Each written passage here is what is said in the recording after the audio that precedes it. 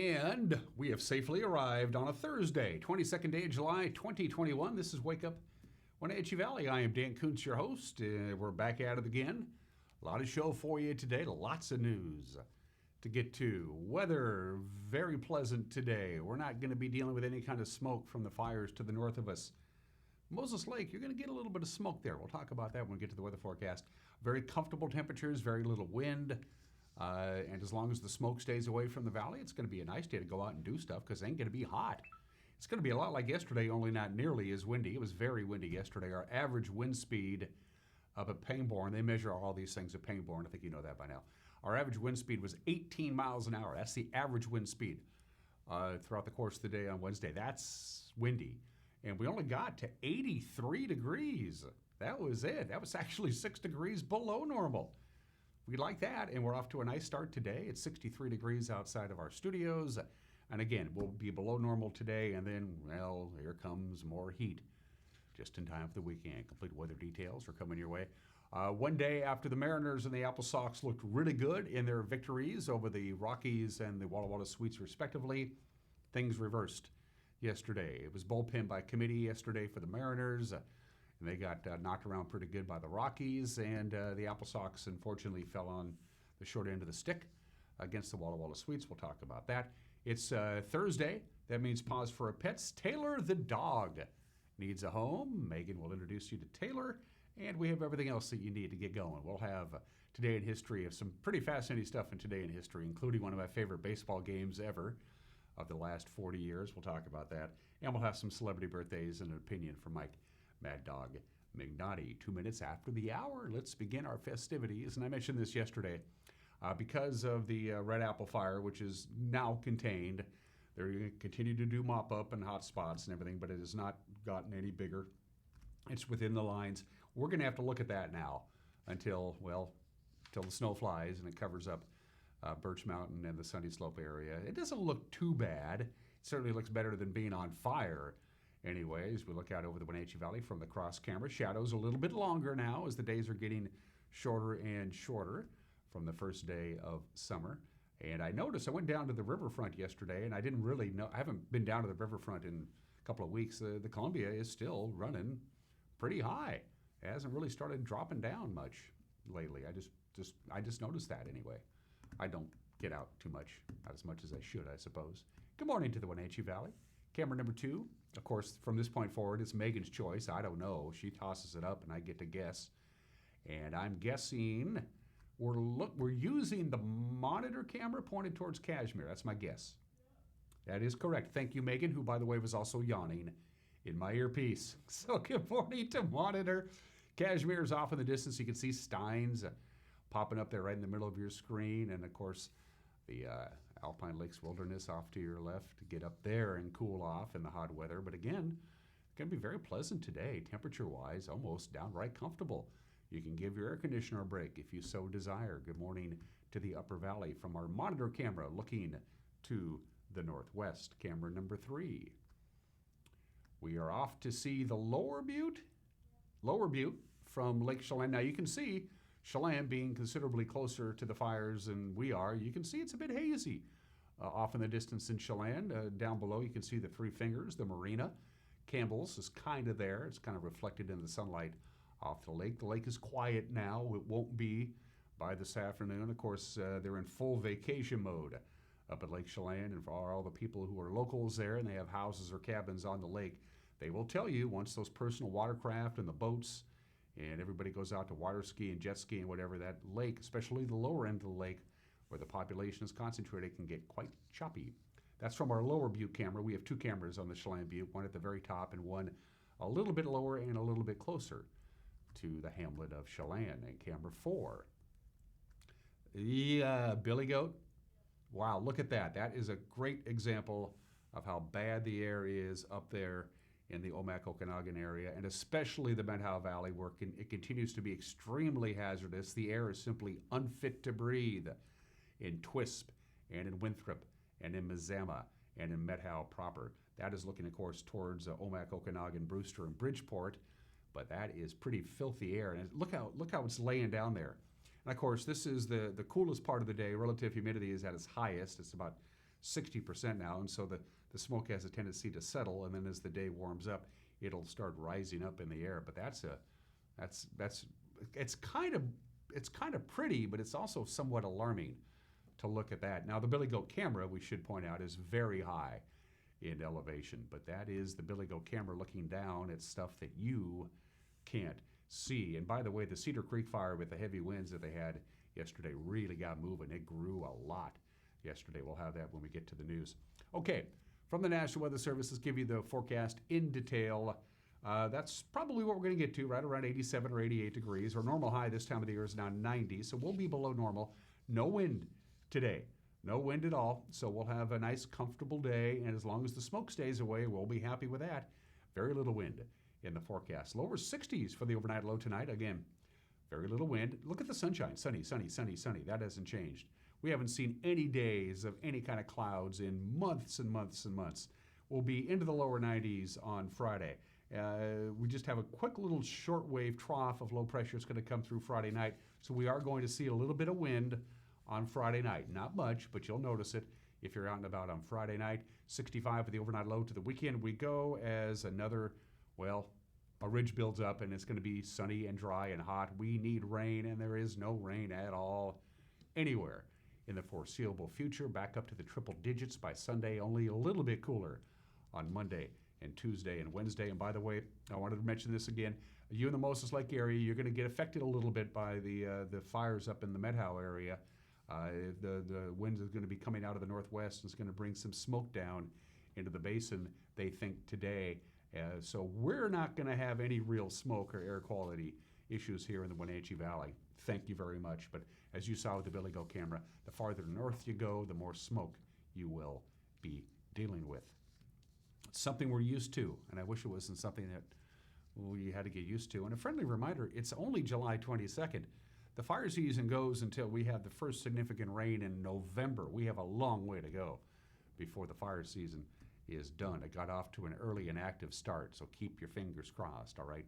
7 minutes after the hour, we're going to take a break. When we come back, we'll have your latest news on this Thursday, and there's a lot to get to. You're watching Wake Up Wenatchee Valley on the NCW Life channel.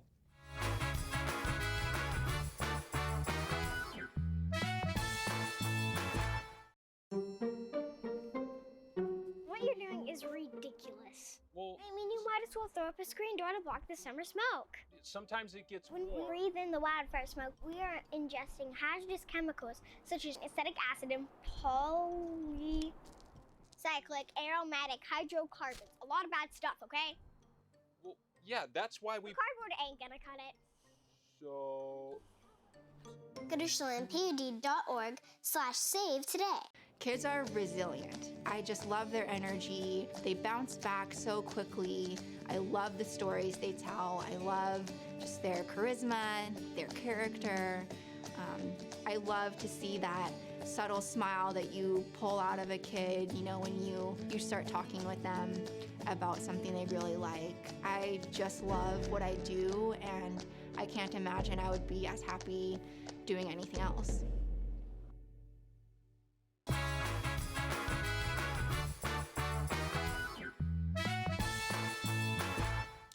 9 minutes after the hour, very pleasant morning, 63 degrees. Will be mid to upper 80s today, actually a little bit below normal, very little wind in the forecast, and a high-pressure ridge begins to build up on Friday. It'll be well entrenched by Saturday, right back into the upper 90s to triple digits by the time we get to Saturday, Sunday, and really right on into next week. And here are your headlines. COVID-19 infection rates in the Wenatchee Valley are back in the triple digits after months being below 100. The Chelan-Douglas Health District says in the last 2 weeks, 136 new cases have been detected in the two counties. That means the rate of new infections is 110 for every 100,000 people in the population. 90 people in the two counties have died from COVID-19 since the pandemic began, including one new death determined to be COVID-related in July. This week, the health district says 9 people are hospitalized with the virus. Administrator Luke Davies told the local Board of Health this week that the district is working towards the state and national goal of vaccinating 70% of the eligible. That goal is still thousands of shots away. Chelan County is sitting right about 66% covered from its 12 and up population. You can see in order for us to hit our target of 70% of the 16 plus individuals, we need about 915 left to vaccinate Chelan County.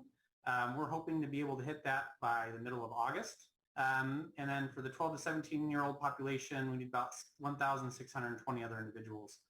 So for a total of Chelan Douglas Health District, we need about 6,487 to hit that 70% of eligible threshold. And we look at that compared to Grant County and Kittitas County. They're a little bit farther behind than we are in terms of their vaccination rates. Strong winds caused the Cedar Creek fire near Mazama to grow by over 6,000 acres yesterday, almost doubled in size, and it is what has been the case all week. Heavy smoke in that area is hampering the ability for firefighters to attack that fire from the air. Spokesman Mark Rapp gave us the latest info on the Cedar Creek fire yesterday. Okay, good morning. Mark Rapp here, operations with Northwest Team 8 on Wednesday, July 21st. Going to talk a bit about Delancey and Cedar Creek here this morning on Branch 1. So Delancey still sitting up here. Not a lot of movement yesterday, even though we did have some pretty good winds on it. It kind of got capped off by the smoke, and we didn't get a lot of movement on that. But that's would continue to be in monitor mode, and we're not really taking any specific actions on that. Over here in Cedar Creek, we had quite a bit of expansion yesterday, primarily up into these upper drainages here. Cedar Creek, Huckleberry Creek, over here in Silver Star Creek, in these canyons here, the fires continue to move into those drainages, consuming what fuel is available there. Excuse me. So moving up to the north side of the fire here along Highway 20, this fire continues to back down to the road and is filling in nicely right there along the road system, and expect that to continue on to today. We did tie in a piece of hand line here from the 100 Road down to Early Winter Creek, and we put a little burnout operation in there to kind of tie that corner off, and that was very successful with the assistance of some heavy lift helicopters dropping water up there. So far so good on that, and expect that to stay pretty tight in there. Moving on around to Division Alpha, the fire is significantly moved yesterday from what this map is saying. It's over here at the top of Lucky Jim Bluff over here, and all this drainages left Boulder Creek, Little Boulder Creek in here. All this area has been consumed by fire in there, and that will continue to do that today. So we're just going to continue to monitor some of this fire is back down almost to the within probably a couple hundred yards in spots on the dozer line here, which is following along the valley floor, and that will continue today. We're just kind of staging resources here. We're not aggressively going after this. It's just not accessible and unsafe for us to really put people in there. Moving on to down to Division Delta. This is actually Division M. That's actually up on Cub Creek fire. This is a Division Delta down in here, and so we continue on with the on this Wolf Creek Road down here, looking to tie off. Let's see, actually right in here on the state land. Excuse me. Going to tie it across Wolf Creek and continue on down all the way to the Twist River Road down there. So that's we're working heavy equipment to prep those road system down in there to tie that off. And that's it for today. Thanks. After the State Department of Natural Resources announced on Tuesday it was closing access to all its recreational lands in eastern Washington because of the extreme fire danger, the U.S. Forest Service said its lands are going to remain open. But the Forest Service warned that the Okanagan-Wenatchee National Forest remains in Stage 2 fire restrictions, and that means all wood stove, charcoal briquette, and open flame fires are prohibited, including in campgrounds.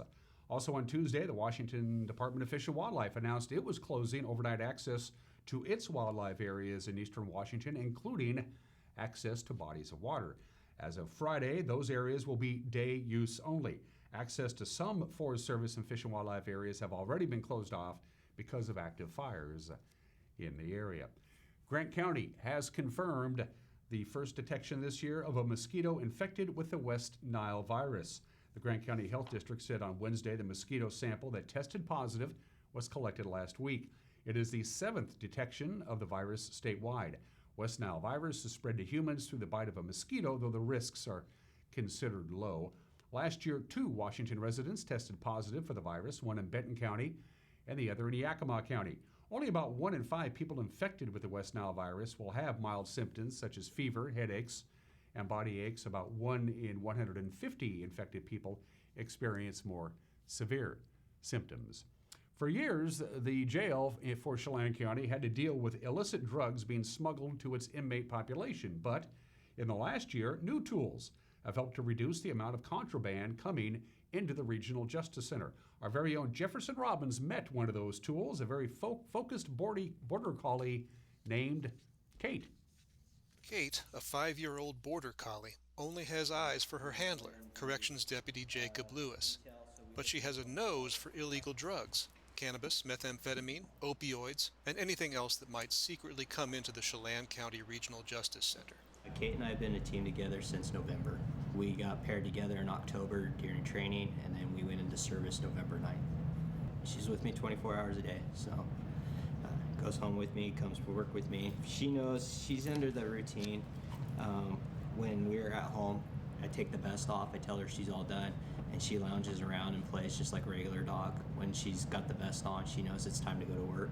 Her boss, Deputy Lewis, is in charge of drug interdiction at the jail, which can house up to 267 detainees. For years, corrections officers there had to be alert to drugs brought in by newly booked detainees or sent in by outsiders. Jail Director Chris Sharp says it's a constant problem for every jail. We're a 35-year-old building. Individuals that become incarcerated became very creative over the years on how to smuggle things into facilities that didn't have the detection devices available to prevent it. But last year, Chelan County spent about $990,000 for new equipment, more cameras, increasing the number from 60 to about 160 throughout the jail. A body scanner to locate smuggled items that inmates might hide internally. A mail scanner, which can detect foreign substances sent in through the post office. And Kate, the least expensive of all those items. It cost the jail just $9,500 to acquire the dog and train and outfit Lewis to handle her. We are only the second jail, city jail or county jail in the state with a working canine.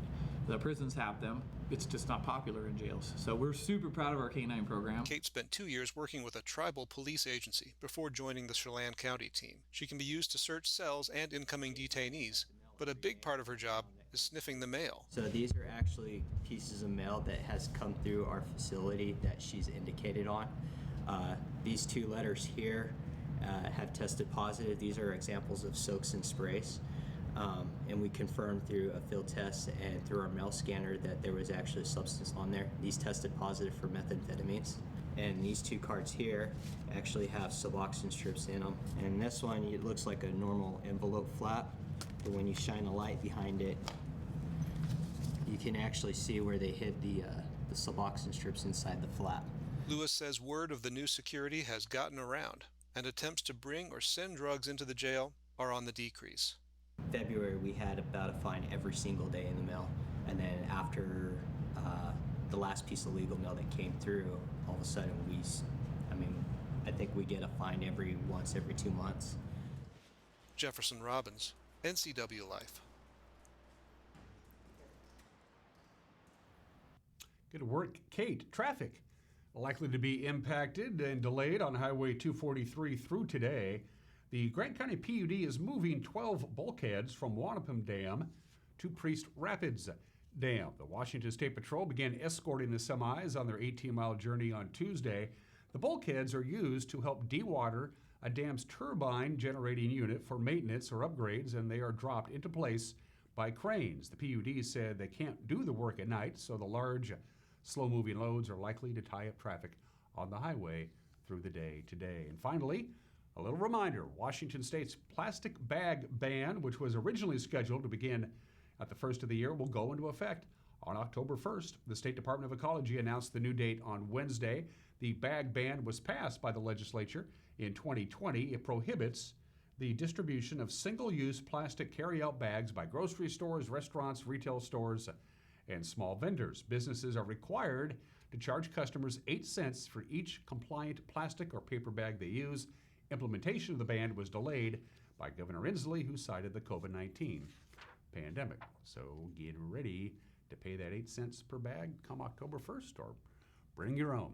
And that's a look at what's making headlines at 20 minutes after the hour. We'll have a newscast for you. It's been a busy news week. I'm expecting the same thing today, but the bullpen will be cranking out a newscast for you at 5, 6, and 10.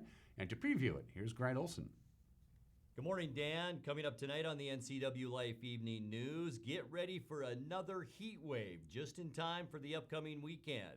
I'll have all the details in your complete North Central Washington weather forecast. And in sports, Eric Granstrom will have the latest on the Mariners and the Apple Sox.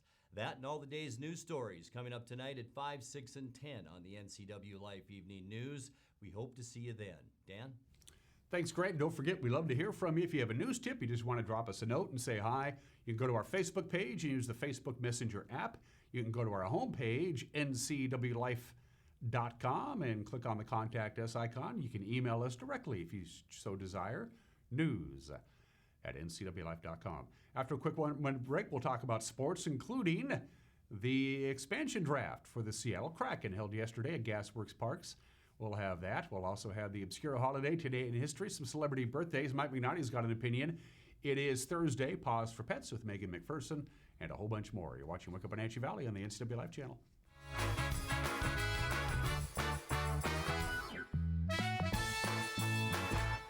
Make being home fun again. Blue Lagoon Pool and Spa has just what you need to bring fun back into your backyard.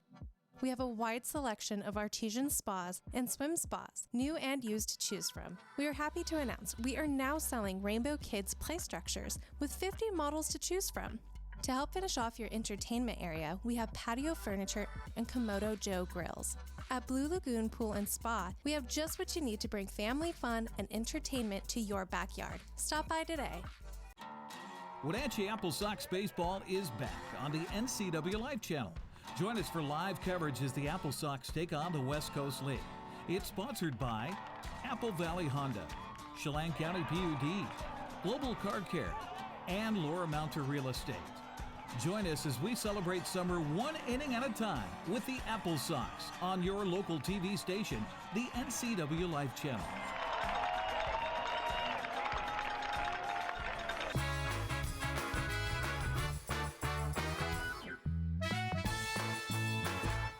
Three minutes after the hour of sports, they had quite a party yesterday. It was a 90-minute live event on ESPN2 at Gasworks Park. The Seattle Kraken announcing the first 30 players taken in the NHL expansion draft. Of course, the telecast, including, well, flying fish at Pike's Place Market. You got to do that. They had views from atop the Space Needle. They had a sneak peek at the Climate Change Arena. Seattle sports celebrities were on hand. Gary Payton was there, Sean Kemp was there, Marshawn Lynch, Lenny Wilkins, and more to announce the selections. They announced some of the selections from atop Mount Rainier. That's pretty cool. Also inside the Seattle Aquarium. Hey, Marshawn, good to see you. The event definitely had a Seattle flair to it. In the end, the most notable names of those chosen included 22-year veteran defenseman from Calgary, Mark Giordano, back-to-back Stanley Cup winner forward from Tampa Bay, Yanni Gord, and Florida netminder Chris Dreger.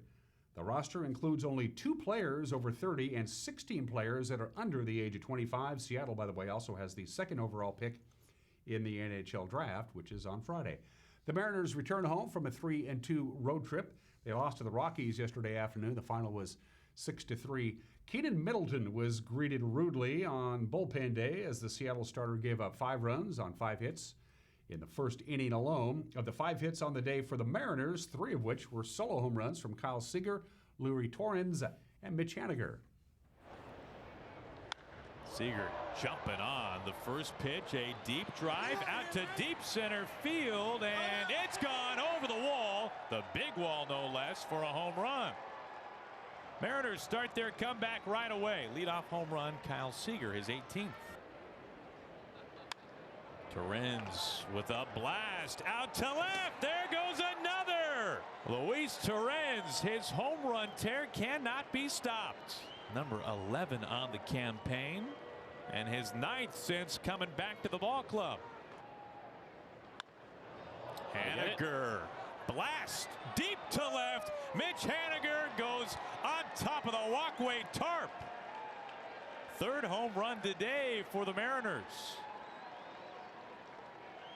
That was shot from a cannon, number 23 for Haniger.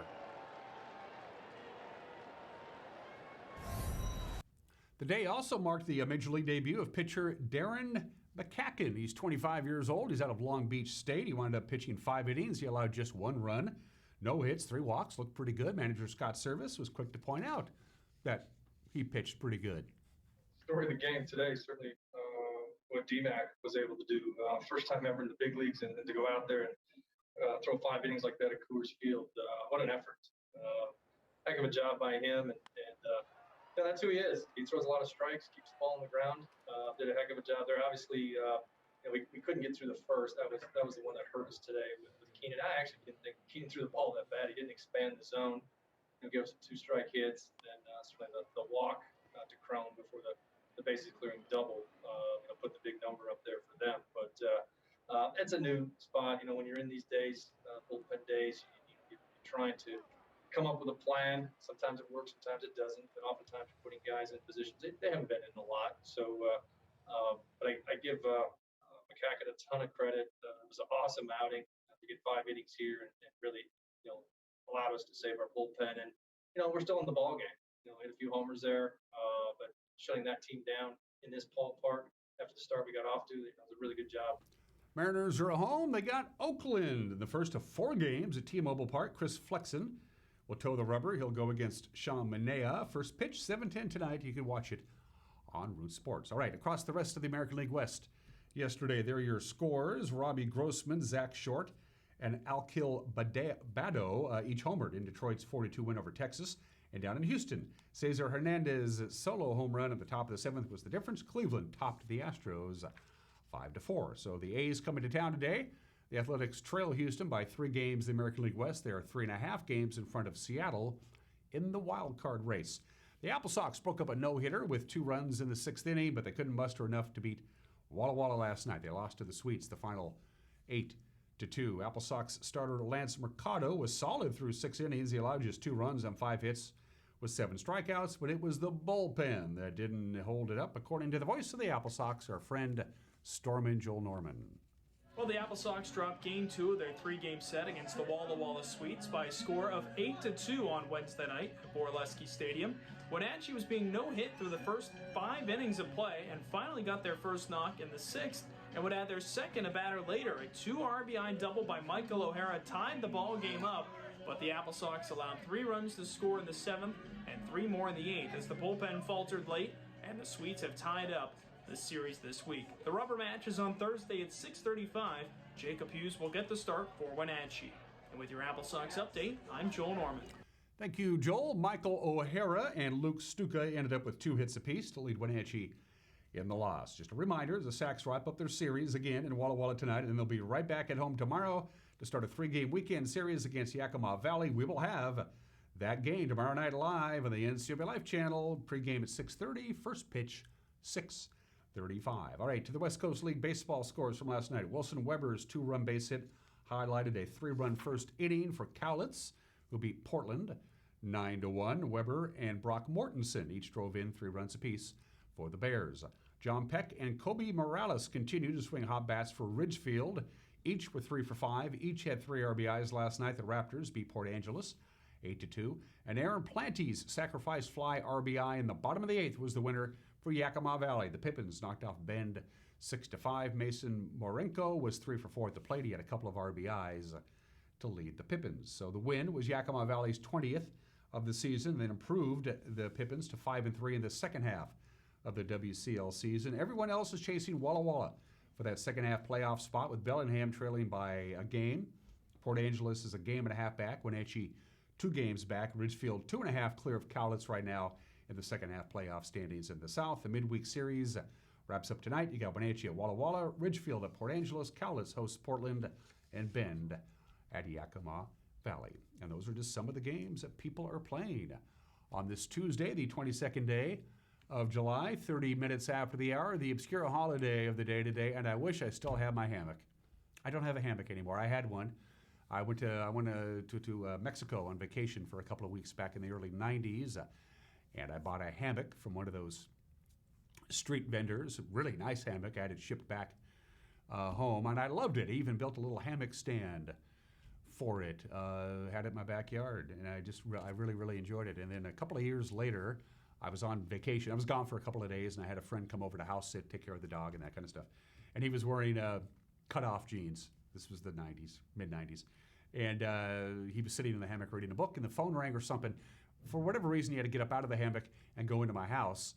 And the thread on my hammock caught on, like, the rivet on his cut-off jeans or the belt loop or something. And as he walked, unbeknownst to him, the hammock, just like a cartoon, started to go, and it unraveled into this mass of yarn. I got back home from vacation. I said, Al, what happened to my hammock? And he told me, I miss my hammock. Yeah, when you think, I mean, that's a perfect hammock. The guy's drinking a beer, he just put it up between a couple of trees, or palm trees, or tropical beach, it doesn't really matter. Just thinking of a hammock is sort of tranquil. Hammocks are now used, of course, to kick back and relax. They actually had practical purposes. They kept you from getting eaten alive by insects.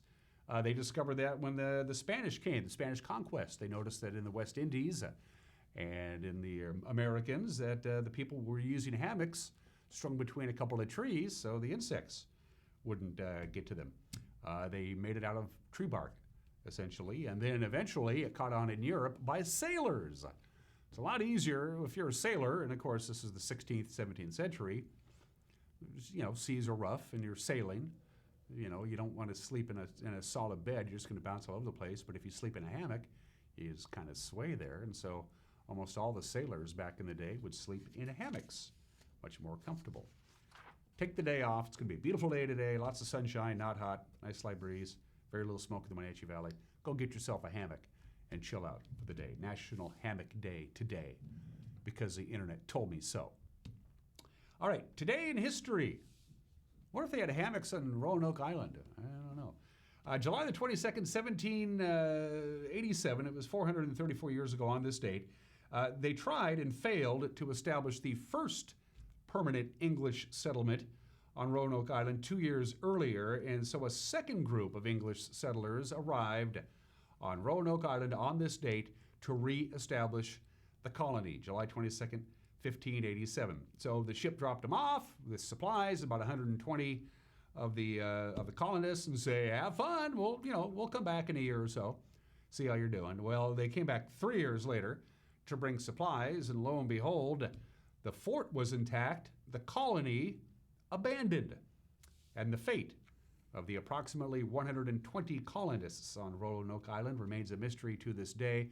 There are any number of theories. Some people say they actually got along with the Native Americans so well that they hooked up with the Native Americans and moved inland. There are those who say the Native Americans slaughtered all 120 colonists because they didn't like each other.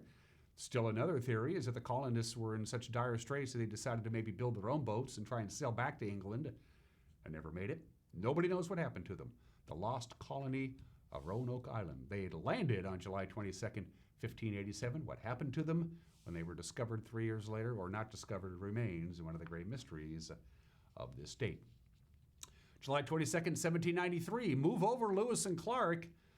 Al Mackenzie beat you to it by 12 years. Alexander Mackenzie reaches the Pacific Ocean on this date in 1793. He became the first recorded human being to cross North America.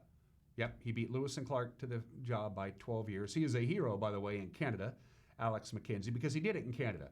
He took off from Montreal. He basically sailed into the inlet, Montreal to northern Alberta, and then all the way across basically northern Canada, gradually worked himself to the southwest and eventually reached the Pacific in present-day British Columbia. That rock is still there, and you can see it. It's right on the shore in central British Columbia. Alexander Mackenzie made it on the 22nd day of July, 1793. There you go. Nothing wrong with Lewis and Clark, but Canada beat us to it, and they get credit. July the 22nd, 1893, 128 years ago, Catherine Lee Bates went to the top of Pikes Peak, and she was so stunned of the view that she wrote the poem America the Beautiful. Eventually, the music was composed by a church organist and choir master. His name was Samuel Ward from Newark, New Jersey. Catherine Lee Bates, who wrote the lyrics, and Sam Ward, who wrote the music, never ever met each other. I've said this before, I'm not a real big fan of the Star-Spangled Banner from a musical standpoint. Our national anthem, musically speaking, isn't good. I'd much rather have America the Beautiful, God Bless America, This Land Is Your Land. All of those songs are far superior to the Star-Spangled Banner. It just is. Sorry if I offended anybody. My personal favorite, if we did like a national referendum for a new national anthem, it would be America the Beautiful. By the way, America the Beautiful has 4 verses. We only sing the one, so you can look it up online. And finally, baseball. It's my favorite sport. I love baseball for any number of reasons. I love the fact that you have to give the other team a chance to score. There's no clock. You can't run out the clock. All kinds of crazy things can happen in the wonderful world of baseball. And on this date, in 1986 at Riverfront Stadium in Cincinnati, Ohio, we'll just roll tape and I'll just let you know what happened. We're going to jump right to the top of the 5th inning. Darryl Strawberry is at bat. We have that ready to go, Megan? All right, here we go. Darryl Strawberry comes up in the top of the 5th inning. He's playing right field. Yeah, for the Mets. Here we go. Here's Darryl. Hot, steamy night in Cincinnati. Again, this was on this date in 1986, 35 years ago. There's Pete Rose, player-manager of the Reds. Darryl Strawberry is called out on strikes. Didn't like it. Showed up the umpire. Darryl Strawberry is ejected from the game. No big deal. Happens all the time. If you argue balls and strikes, you're out. So Kevin Mitchell had to come in and replace Darryl Strawberry and go out and play left field for the Mets. Sorry, Darryl. Yeah, that's borderline. A little bit later on, here's Howard Johnson in the 9th inning. It's a called strike. Oh, he dropped the ball. But Howard Johnson kicks it, runs out of the baseline, gets hit in the back by the thrown ball by the pitcher, Ron Robinson. He's called safe. He should have been out on 2 different things. He made contact with the ball in play as a base runner, and he ran out of the baseline. The Reds argued.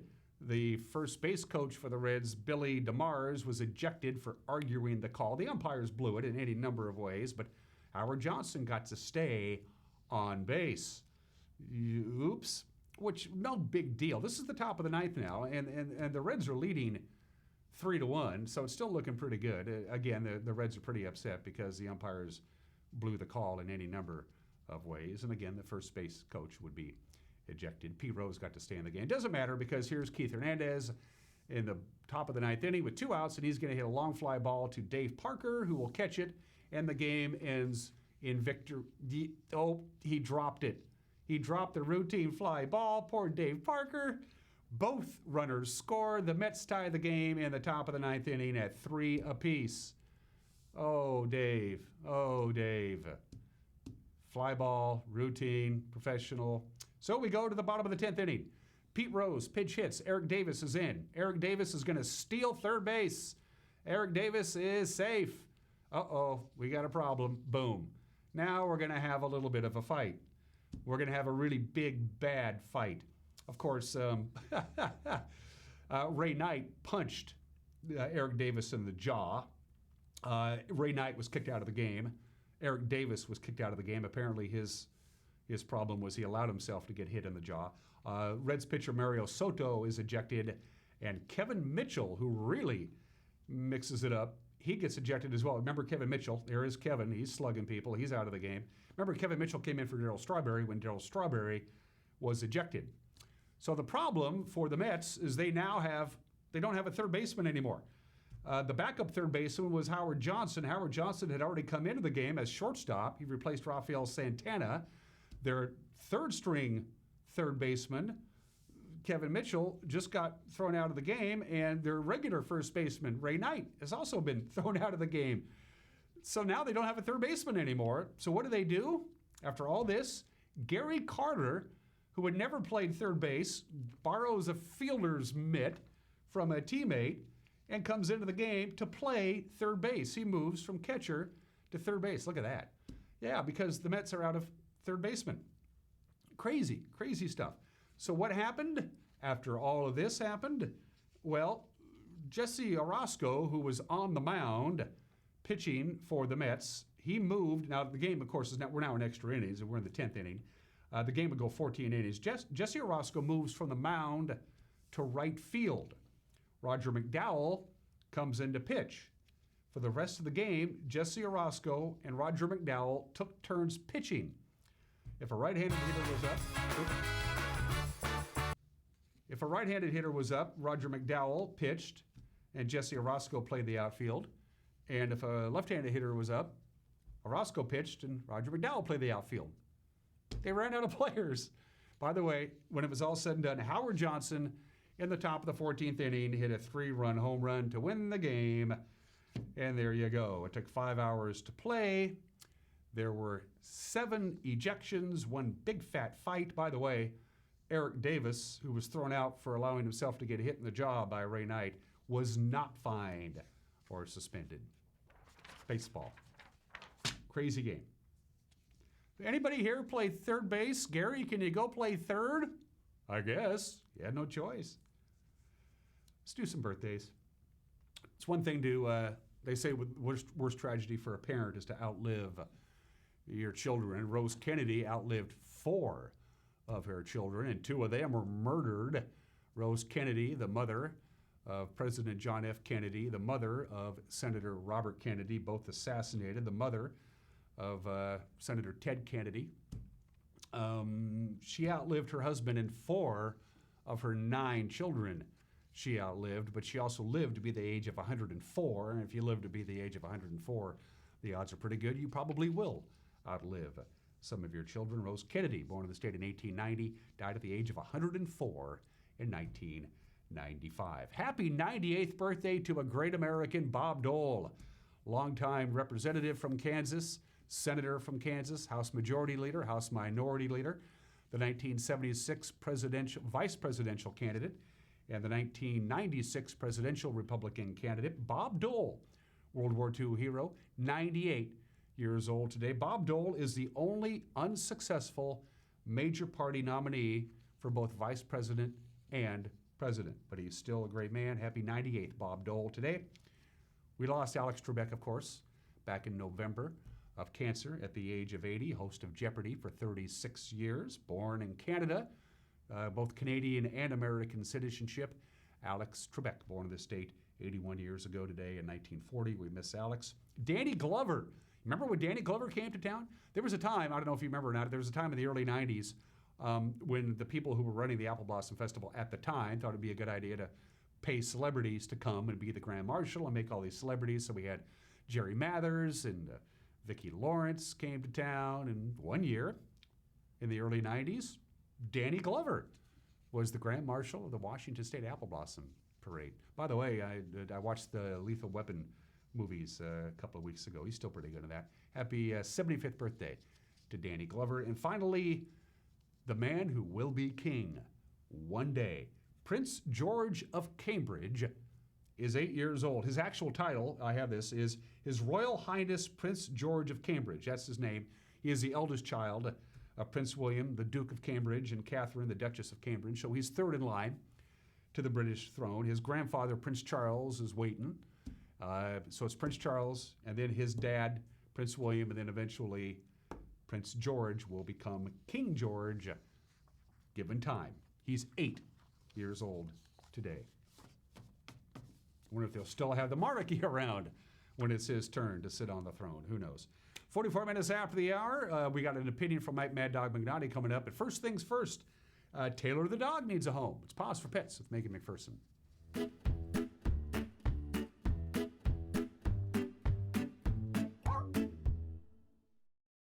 Hey everyone, Megan Ryan here with the NCW Life Channel. We are here with Jenny, the volunteer coordinator at the Wenatchee Valley Humane Society, and Taylor's joining us this week. Can you tell us about Taylor? I sure can. So Taylor is young. She has quite a bit of energy. She's very sweet. She's been with us for a while and actually been in the behavior program because she's pretty excitable on leash when she sees other dogs, but it's something we've worked hard with here, and she's doing really good. One of her really strong traits that she's awesome at is she's kind of our playgroup rock star. She plays with a lot of our males that otherwise wouldn't have a friend, so she does great with other dogs. She's just awesome with them, kind of is able to let them know the boundaries and everything. The only thing she can't be around is like small furry critters like bunnies, chickens, cats. So she'd probably need a home with a fenced yard just because those kind of things are a little bit too tempting for Taylor. But other than that, she'd make a great dog for somebody that was active and wanted to have kind of a active life with her, where she gets to be a very big part of your life too. Come here, sit down. And how's she with kids? So far, I think she's pretty good. That's something we haven't really tested out. So they'd want to bring their kids here to see her. She does have a lot of energy. And so that would just be something to be mindful of. And what's the adoption process?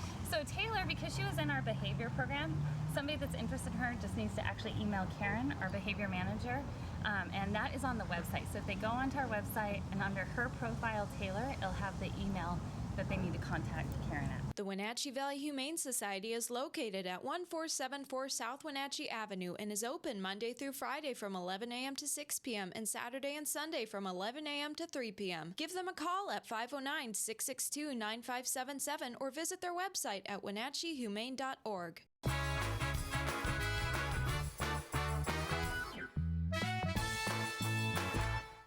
You love to help others. You need a solid career. You can have it all with help from Charter College. Our 10-month medical assistant program prepares you to work in healthcare settings like physician offices, rehab centers, and clinics. You'll learn to take patient vitals, assist with exams, administer injections, and maintain medical records. When you're ready to launch a rewarding healthcare career, visit chartercollege.edu because we work to get you to work. This July 23rd through 25th, enliven your senses at the Lake Chelan Lavender and Art Festival. All ages are welcome to discover the world of lavender and beautiful art on display. Experience the art show, guided workshops, lavender demonstrations, and crafts for kids while enjoying live music, award-winning wine, delicious food, and more. Get your tickets at ChelanLavenderArt.com. See you this July for the Lake Chelan Lavender and Art Festival at Siren Song Farms. Getting ready for the boating season is easy with the help of Bombfile Boats and Motors. With marine technology changing fast, the service department stays up to date with the newest developments and factory certifications. They have what it takes to make boating fun and hassle-free for the summer. Then as that garage and driveway fill up in the fall, one call is all it takes to learn about their convenient service and storage packages. Now's the time to call and find out why Washington boaters have been trusting Bombfile Boats and Motors to service, store, and maintain their boats for over 70 years. Are you ready to freshen up your home? Boswell's expansive two-story showroom is filled with high-quality furniture that's always discounted to give you their best price every day. Boswell's is receiving new furniture deliveries each week, so you'll be sure to find just what you need for your home without the wait. Complimentary design assistance and free local delivery. Superior customer service and the best value for your money. Start at Boswell's on Easy Street. It's closer than you think. Badger Mountain Brewing is proud to announce the grand opening of our new kitchen. Come try out our new menu featuring fabulous steaks, prime rib, gourmet burgers, and seafood grilled up by experienced meat master Chef Galen Goodman. To complement your mouth-watering meal, Badger Mountain Brewing features 14 in-house crafted beers, an alcohol-free root beer infused with 11 different herbs and spices, 3 different ciders, and a great wine selection. Don't miss out on the best meats and the best brews down at Badger Mountain Brewing. Located at 1 Orondo Avenue across the tracks from the Pybus Market. Today we're doing some employee development with our technicians. Today we're going to learn how to give our home a hug. It's not just a motto, but a unique way that Patriot technicians care for your home. Oh, no, come on. You really got to get in there and get your arms around it, give it a good embrace. All right, hey, good job. I think the training is going really well. home a hug.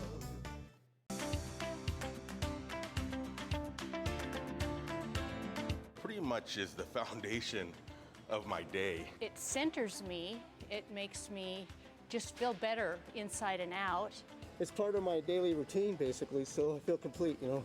Not just a physical health, but it's a mental health. And you could almost even say it's a, a spiritual thing for me to be able to get my workout in on a regular basis.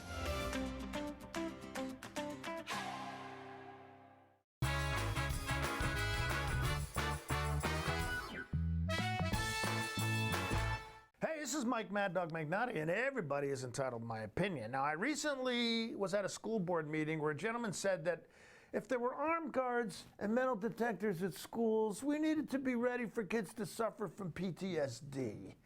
Now, meaning no disrespect, well, maybe some disrespect. PTSD is caused by suffering a significant sexual assault or a trauma so severe you expect to die. Do we really believe that our high school students are so sensitive, coddled, and overly protected, and naive for that matter, that the idea of passing through a metal detector is going to send them to therapy? This is exactly the kind of senseless hyperbole we need to avoid if we're ever going to have any chance of deterring a school shooting here. This is Mike Mad Dog Magnotti, and that's my opinion.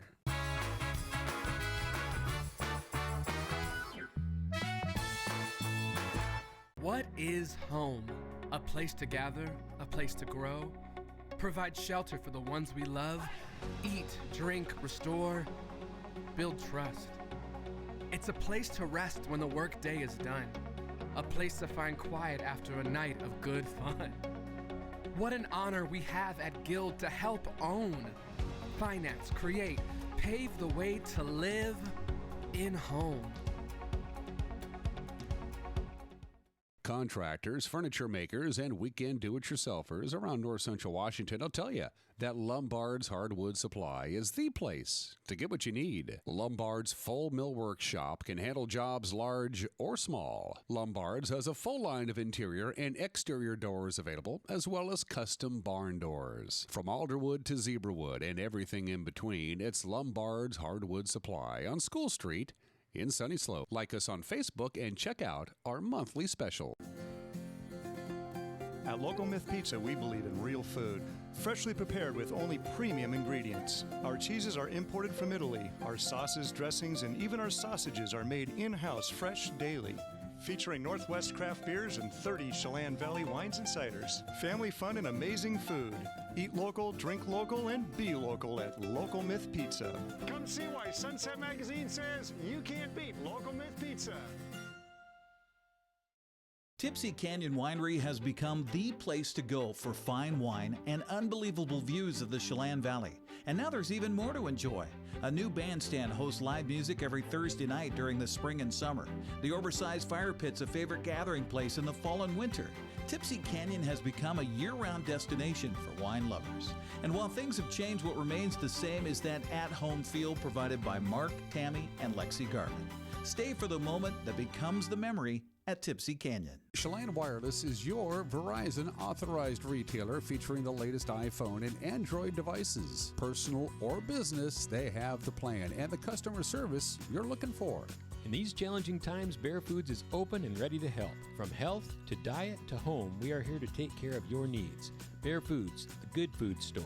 From home furnishings to the latest in home entertainment technology, Deepwater Home and Electronics can provide the selection and the connection for your wireless world.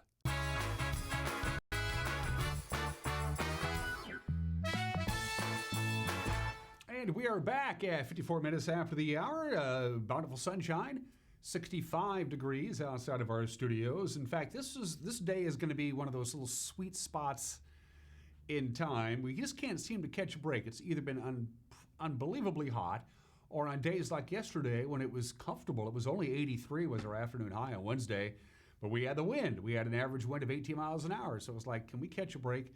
So long as the smoke stays away from the fires to the north of us, we're going to have a very nice day today. We're going to take you in one more time around north central Washington, including we're going to take you back up to the top of Billy Goat, just to show you where the smoke is there in the Meadow area.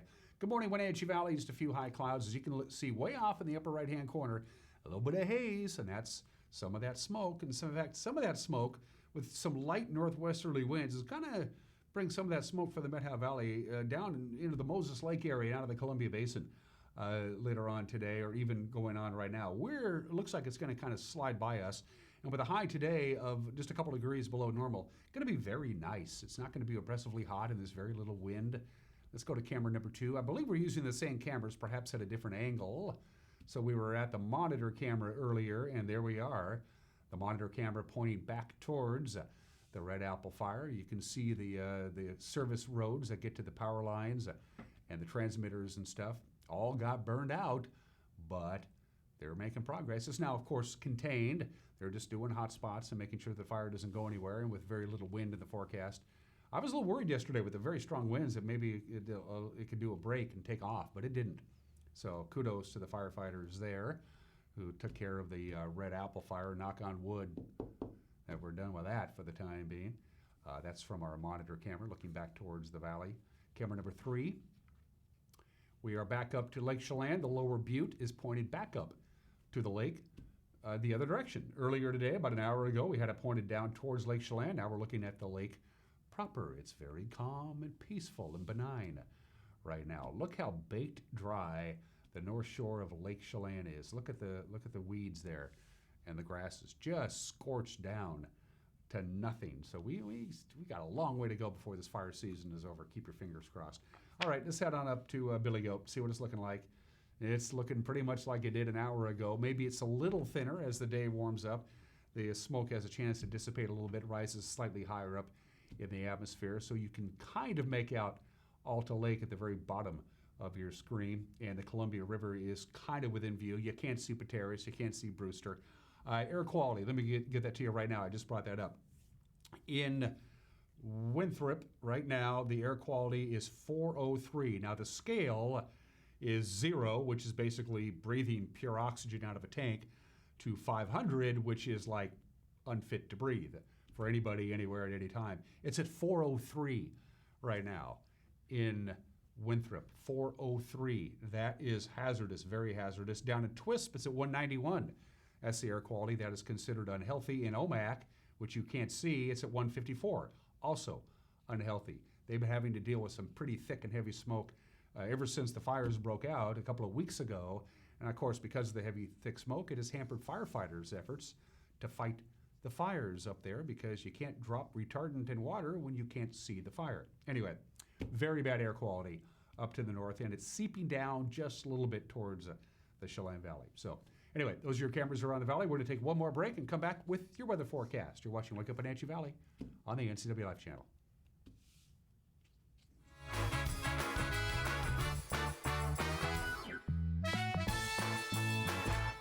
Happy summer from Collins Fashions in downtown Wenatchee. We are truly prepared for warm days with shorts, sports, capris, short sleeve tees, tanks, and sandals. We have special occasion dresses, jumpsuits, tops, and slacks for your upcoming event. Our Tommy Bahama department for men and women are summer favorites.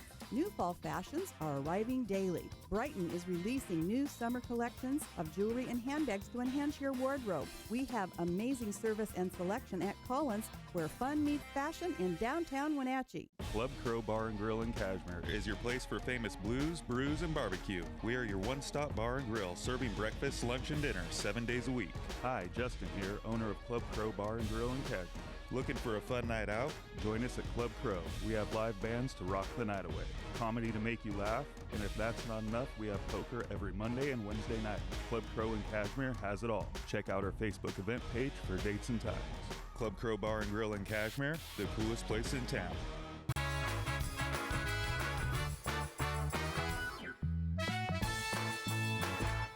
All right, real quickly, here you go. Sunshine, very light winds, high of about 87 or 88 today, and then high pressure will begin to build up on Friday. By Saturday, it will be here.